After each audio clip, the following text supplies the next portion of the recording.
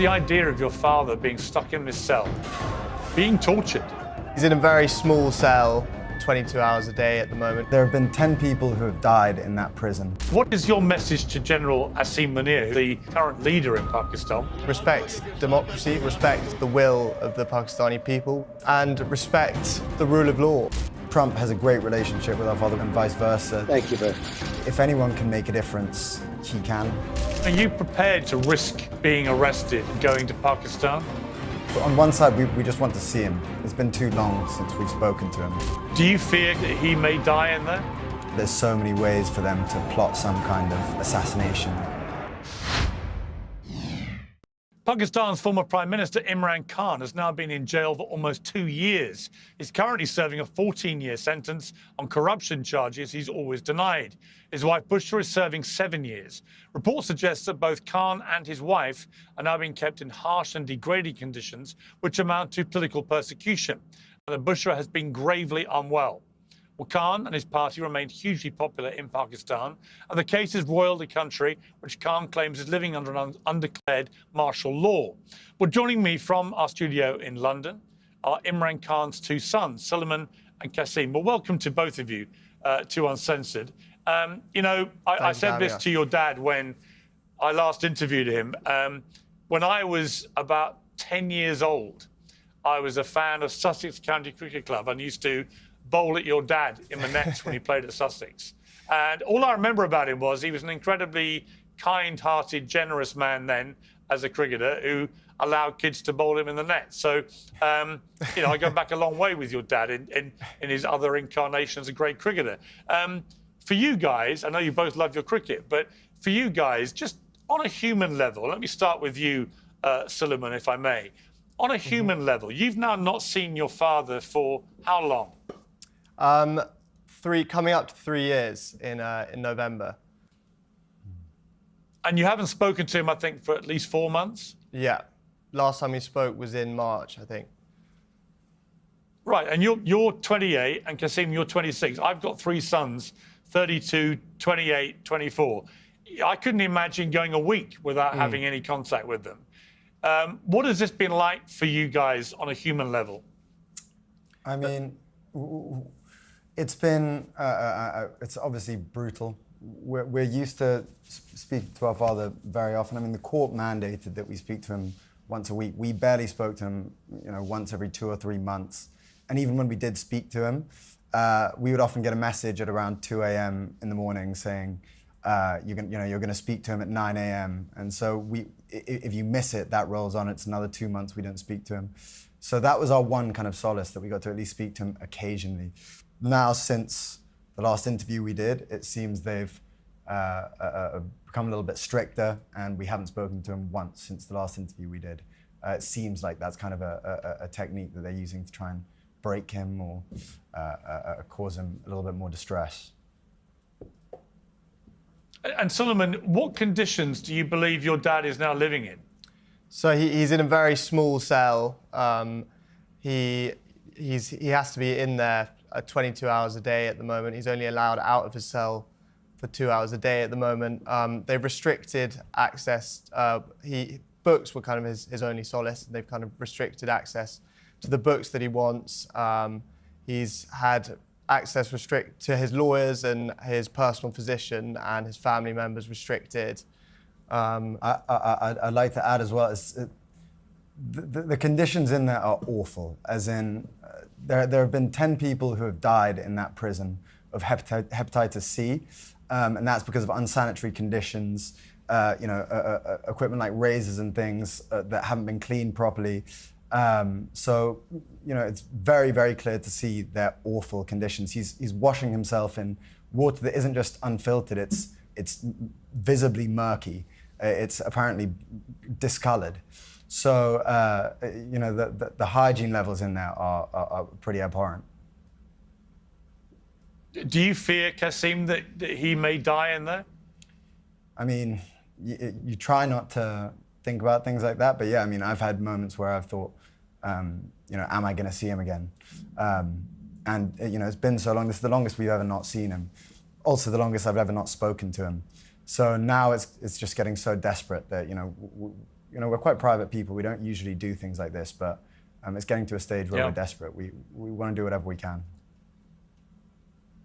You know, I last spoke to your father just soon after the assassination attempt on his life, and he said this: when you're a political leader and you're in the situation that you're in now, where there's a genuine threat against you of assassination, do you feel fear?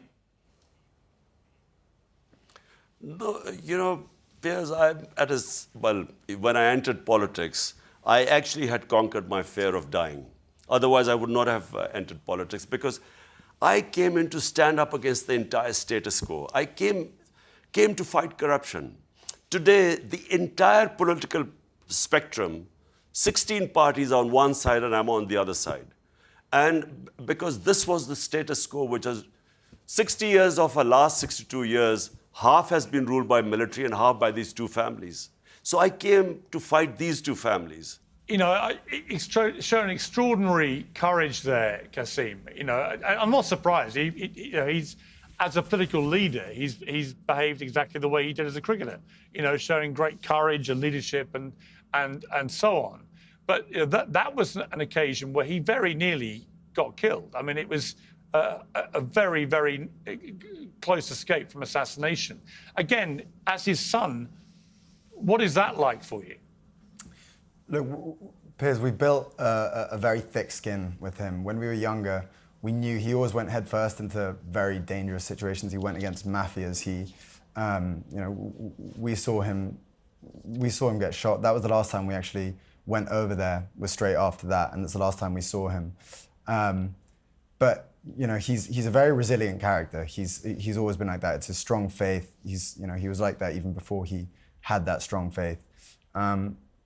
It's obviously it's brutal to see him right now. This is one of the worst situations I've kind of gone through, because we really didn't think it was going to be this long, his sentence or his incarceration. You know, it's an unpredictable place, Pakistan, but to be in there nearly coming up to 2 years, yeah, it's brutal. So it's the first time I've really wavered a little bit on my faith in him being okay. So that's why we're here.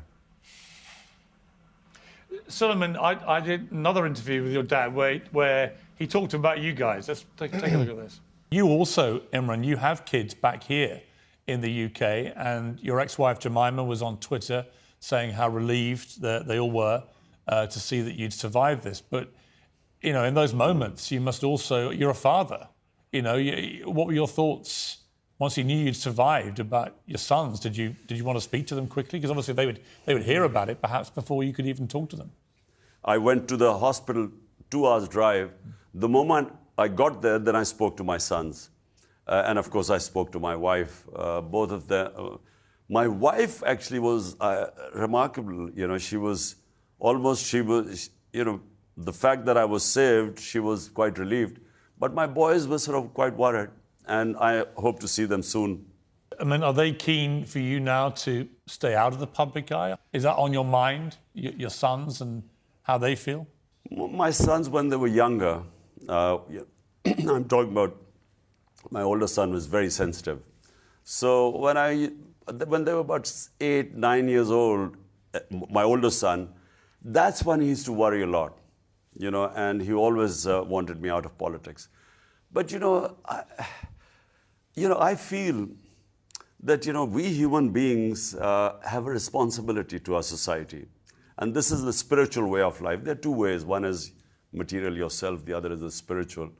And some 30 years ago, when I went on the spiritual path, that's the only reason I came into politics, because I realized I had a responsibility being so privileged in this country. How do you feel watching that back, Suliman? Well, it's completely true. When I was younger, sort of 9, 10, we'd constantly hear about his life being in danger, and I'd always beg him to leave politics, live a more comfortable life, maybe living off the back of his cricket career. But as we've got older, as he's got more successful in politics, I've kind of learned that, and also just getting older and understanding these things a bit more, He wouldn't be happy if he wasn't doing what he's doing. Even if he was living a comfortable life with us in the UK or in Pakistan, he genuinely wouldn't be happy if he wasn't trying to make a change over there. What if you could delay your next 2 mortgage payments? That's right. Imagine putting those 2 payments in your pocket and finally getting a little breathing room. It's possible when you call American Financing today. Experts at American Financing can show you how to use your home's equity to pay off debt. Consultants are helping many homeowners to restructure their loans and consolidate dates, all with no upfront fees. Their customers are saving an average of $800 per month, which is like a $10,000 raise. It's fast, it's simple, and it could save your budget this summer. So call them today before it's too late. 866-721-3300. That's 866-721-3300. Or visit americanfinancing.net/peers. The ups and downs of the economy can be stressful and worrying. One of the smartest ways to protect your savings is with diversification. And you can start by talking to the experts at Birch Gold Group. Gold's value has surged 40% in the past 12 months, driven by record-breaking central bank purchases. Even with global instability, demand for gold continues to grow. Birch Gold makes it easy. You can own gold to store at home, or you can convert an IRA or a 401k into a tax-sheltered gold IRA. Just text my name, Piers, to the number 989898, and Birch Gold will send you a free info kit on gold. There's no obligation, only useful information. With an A+ rating with the Better Business Bureau and tens of thousands of happy customers, Birch Gold lets you take control of your savings today. Text the word Piers, that's P-I-E-R-S, to 989898.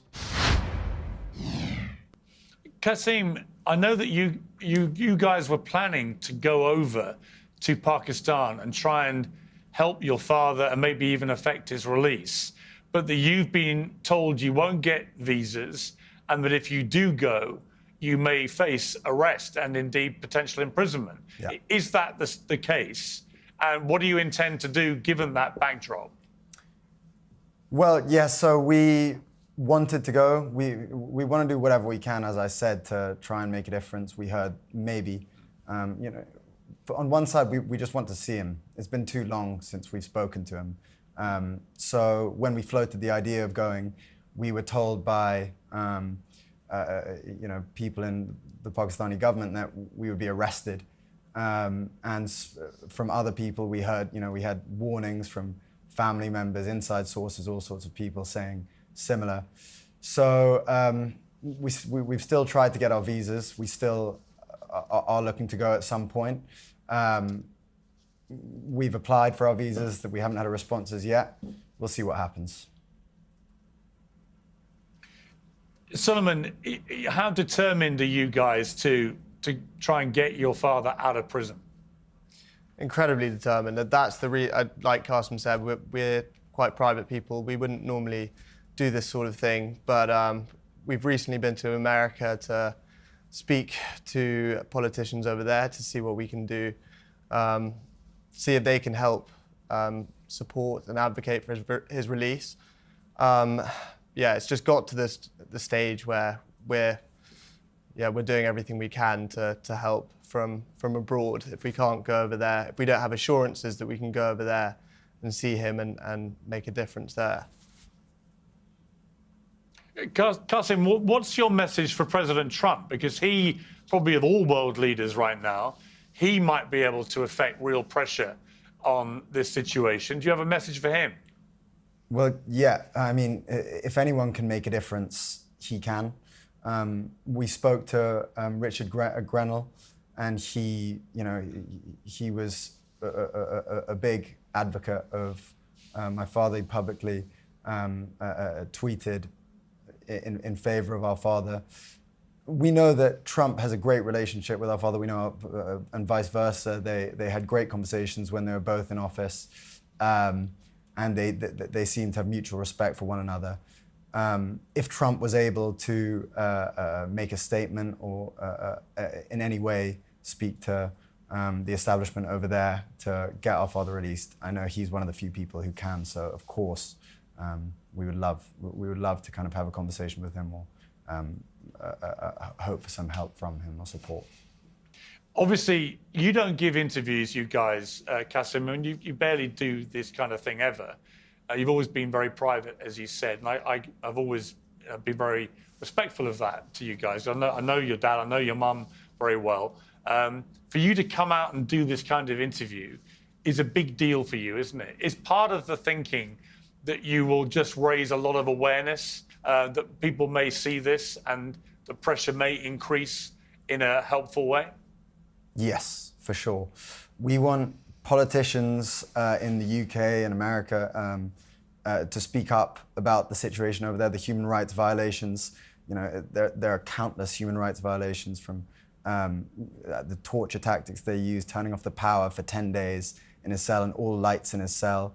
That's a genuine torture tactic. From the amount of daylight he's able to see. We want these human rights issues to be spoken about by journalists, by politicians, anyone who has a voice, to spread awareness about what's going on over there. And it's not just a human rights issue, it's a democratic issue. The people of Pakistan voted for him. He's the most popular candidate in Pakistan. The people, 250 million people in Pakistan, deserve to have their voices heard. So if anything, we would just say to speak out. Don't be afraid to speak out about this situation, and give some support to what's going on over to his situation, what's going on over there. Suliman, have you had a chance to talk to the British Prime Minister, Sir Keir Starmer? No, we haven't. We haven't, but we would love a chance to speak to anyone, any sort of senior figure in the British government. Or David Lammy, the Foreign Secretary? Indirectly, through our mother, but no, not directly. I really, like I said, I started this with talking to you about this on a human level. Just as a father of 3 boys myself, it's a heartbreaking situation that you guys have found yourself in, and I just think it must be an intolerable stress on you. Kasim, you talked about torture there. Just the idea of your father being stuck in this cell, being tortured as a political prisoner, as many people see him.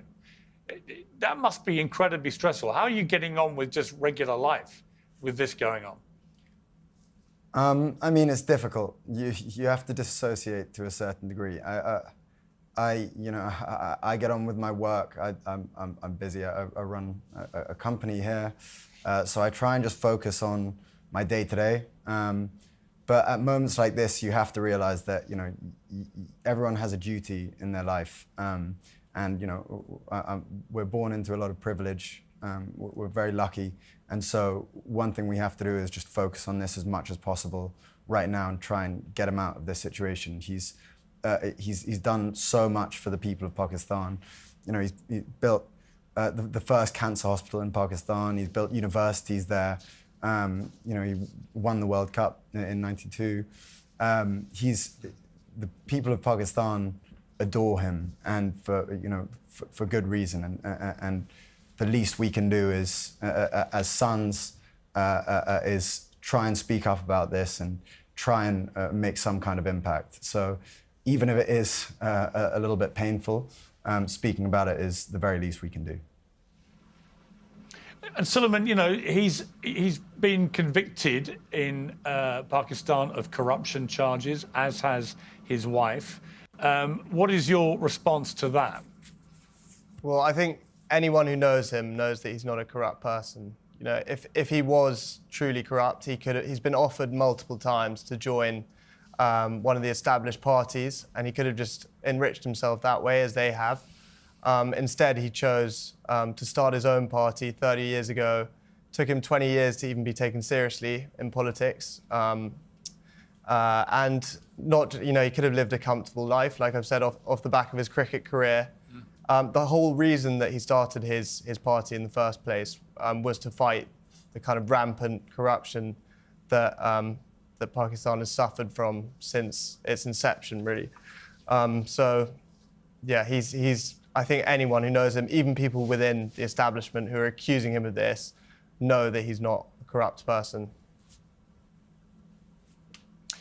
I interviewed Imran's sister, Alima Khan, in February last year, and she said this. He was shot.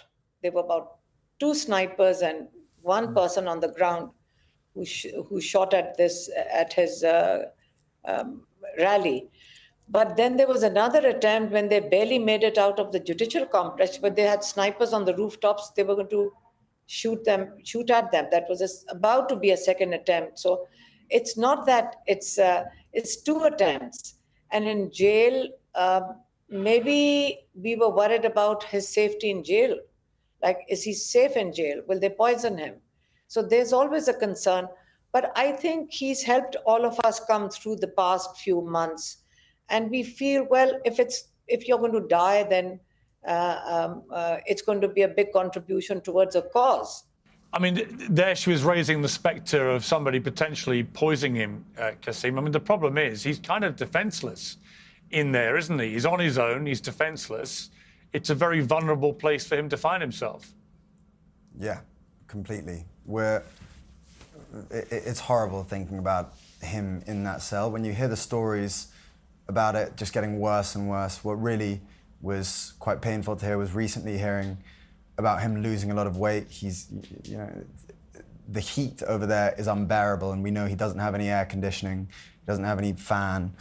And so he's stuck in this small solitary confinement cell in blazing heat, and losing weight is just not a good sign for someone who's in their 70s, who's been shot recently 3 times. It's the health risks are massive.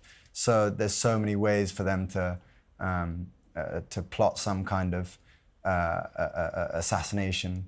They have complete control, and it's extremely distressing. Yeah, I mean, Suliman, that is what would be really concerning me if I was in your shoes, is that there's already been assassination attempts on his life. He got his sister talking about potential poison plots and so on. None of this is far-fetched. This kind of thing, I remember meeting Benazir Bhutto a few months before she was assassinated. This is part of life, in political life in Pakistan, sadly. What is your message to General Asim Munir, who's the current leader in Pakistan? What's your message to him about what's happening with your father? I would say respect. Respect democracy, first of all. Respect the will of the Pakistani people, which was clear despite huge rigging in the general election in February last year. And respect the rule of law, and give him a proper, fair trial. That would be my message, I think. And Kasim, are you prepared, you guys, to risk being arrested and going to Pakistan? Yeah, for sure. We've been attempting to go for a little while. We're looking through whatever we can. So what will be will be. We'll see what happens, but we 100% will be going at some point, whether he likes it or not. Well, listen.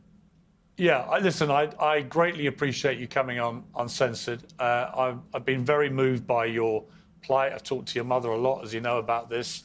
I feel a long-time affinity with your dad. Like I say, he was very kind to me when I was a young lad, and I haven't forgotten that. And it was fascinating watching him go into politics and a whole different world. But it's a very dangerous position that he now finds himself in. And I just hope and pray that at some stage, sooner rather than later, common sense prevails and you get your dad back, or at the very least you get to see him and talk to him and interact with him, because it must be just for yourselves, never mind him, a form of torture that's going on. So Kasim and Suliman, thank you both very much indeed. Thanks so much for having us on. Really appreciate it. Thank you, Piers. Well, best of luck to you in your campaign. Piers Morgan Uncensored is proudly independent. The only boss around here is me. If you enjoy our show, we ask for only one simple thing.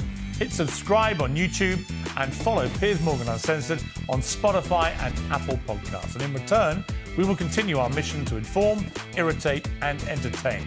And we'll do it all for free. independent, uncensored media has never been more critical, and we couldn't do it without you.